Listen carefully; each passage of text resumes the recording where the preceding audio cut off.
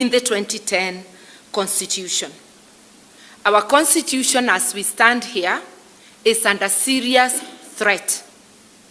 It is under threat of being vandalized, cannibalized, destroyed before its full implementation and before Kenyans are able to benefit from it. This is a constitution which gives us, we the people, the power. It makes us the repository of all state power. It is we the people who donate the power to the three arms of government. It is we the people who donate power to all state corporations, to all state organs, and to all state officers. And it is we the people who can withdraw our donated power when it is abused or not implemented in accordance with the Constitution, which is the social contract between we the people and the people in leadership. This Constitution has given us the mandate as a people, each one of us individually, to uphold and defend it. And we must remember that we are the holders of the ultimate power. We therefore have the power and also the numbers, because those in leadership, both political and top positions of the government, are a minority. We the people are the majority. So we have the power and numbers to uphold and defend the Constitution in our own interest, in the interest of the majority. And this is a very important fact to remember, because when those in positions of power, the donnees of our power, when they thunder, we shudder and forget that we are the majority and we have the power to put things in order. And this has been said by those who spoke.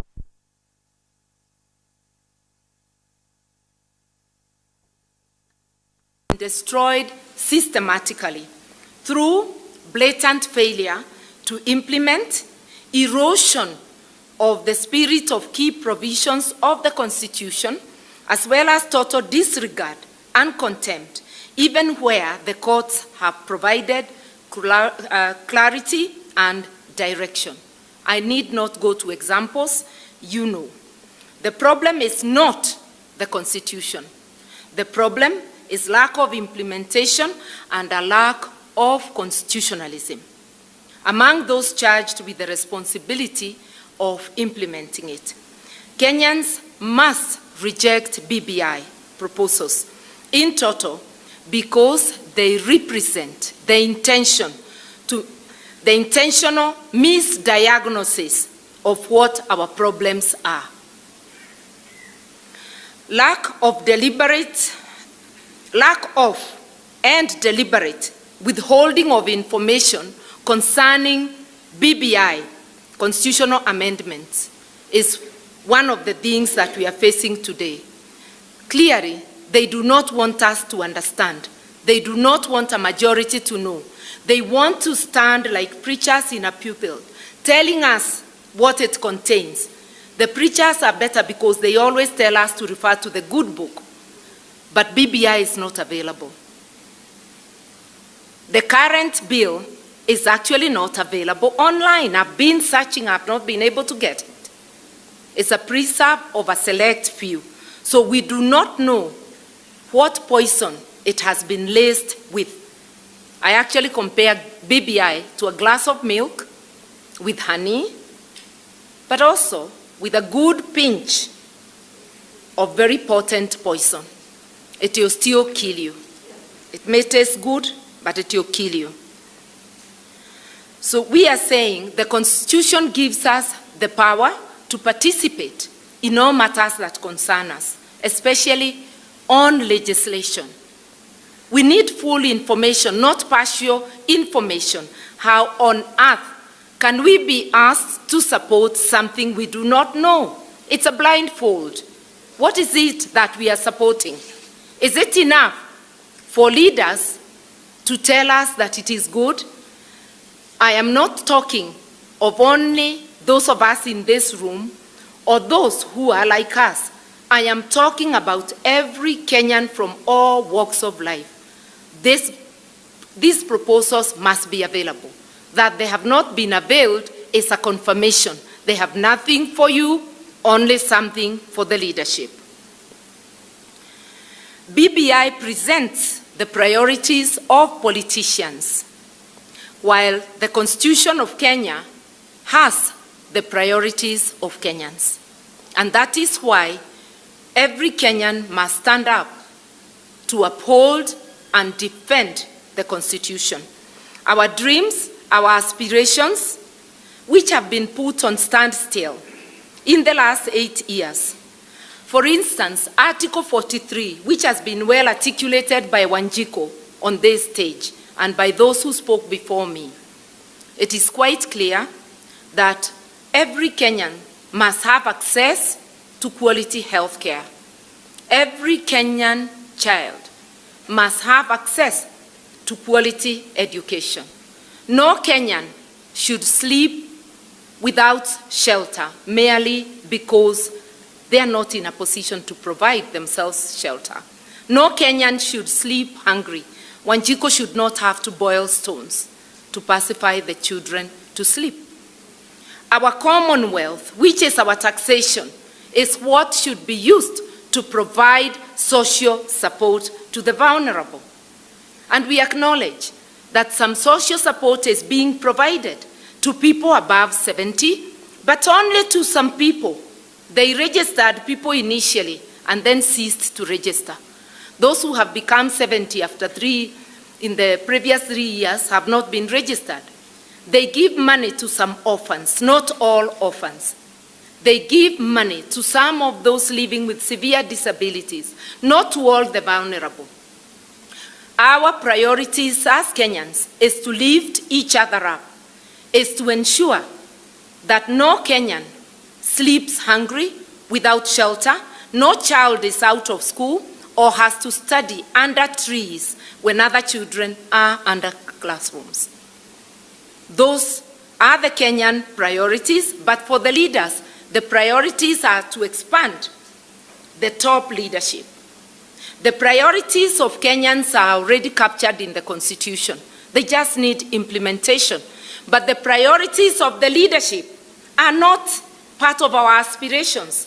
So the Constitution has not provided for the expansion of the executive.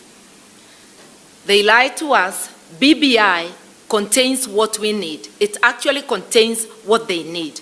They cannot expand the executive without a constitutional amendment. So they will lie to you what is in it for you, but what is in it for them, and they are quite happy about it, is expanding the executive from 2 to 5 top positions. The current 2 are the president and the deputy. The additional 3 will be the prime minister, 2 deputies. How will that change your life? How will it become more inclusive? We are a nation of over 44 ethnic groups. How does giving 5 ethnic groups, even if they be the largest, become more inclusive? What we need is good governance, is accountable leadership, so that it will not matter to us who occupies the house on the hill. It will not matter to you the ethnic group of the person you find in office, because they will be serving your needs. So let us wake up and say, these are not our priorities. You are abusing the powers we donated to you, and we are now recalling that power, because we have the power and authority, and we are the majority. The leaders are the minorities. Our Constitution seeks to remove the parasitic model of politics, where the politicians and the top cream of the civil service live off our sweat. In spite of their hefty salaries and allowances, they also abuse state resources for their own benefit. That's why at Sagana State Lodge, leaders could be called to be given handouts when our health workers are still on the streets demanding for their salaries and emoluments and demanding to be facilitated, enabled to give us quality health care. That is why money can be dished to elected leaders when our children are learning under trees. This is abuse of state power and a great demonstration of the parasitic model. It is time we implemented our constitution faithfully so that the tenant on State House Avenue, on that house on the hill, pays rent for staying in that house on the hill, much the way the American president pays rent to be in White House. After all, you have a salary. You should not be a parasite on our backs. The same for every top state officer. We do not need a parasitic model, and our constitution gives us a roadmap to rid off our backs parasites. Wakenya hawataki kupe, kila mtu afanye kazi, akule jasho lake. And yes, we are aware that there are some state functions that may require use of public funds, but strictly state functions, not functions at the whim of an individual trying to resist implementing the Constitution and trying to resist term limit. I'm calling upon all county assemblies, because the bill is now in the county assemblies. Kindly, do not be like Judas. Do not betray Kenyans for 30 pieces of silver. If the 30 pieces of silver have come your way, remember it's our taxes. Therefore, continue to uphold the will of the majority. I have been around this country this year doing various things, and the mood on the ground, people are not in tune with BBI. So amassing leaders to show us a force of 3,000, 4,000, we are 50 million, come on. Showing us 5 million signatures. It may worry people, but come on, Kenyans, we are still the majority. The 45 million have not spoken. So today we are just reminding us we have the authority and power to say no to cannibalization of the Constitution, to the continuation of a parasitic model. The parasitic model refuses to even implement Article 210, which says no Kenyan shall be exempted from paying taxes. Parliament has never implemented the payment of taxes. People are still being exempted and given grants, free grants for cars. The Constitution forbids it because that is discriminatory. You can have a car loan but not a car grant. The parasitic model is what is making leaders gather together to betray Kenyans. We must refuse this model and call for the implementation of the Constitution. And to the President, we are saying to him, you must not betray your oath of office. He may have already, but we are reminding him he must not continue to do so. You are a leader of the entire nation, not a regional kingpin. You must uphold the rights of all Kenyans, including those from Mount Kenya. You must free Kenyans to exercise their right to choose their next leaders. It is not part of the presidential duty to show us where to go. Kenyans are mature, they are well informed, and they will be able to give themselves guidance when the time comes. Let them have space for now to choose their priorities. And their priorities, I bet, are not increasing the number of top seats and enlarging parliament. And there are ways of implementing the Constitution without flipping the priorities of Kenyans upside down. I want to end by saying, together we can and must reclaim our power and authority to uphold and defend the Constitution, to linda katiba.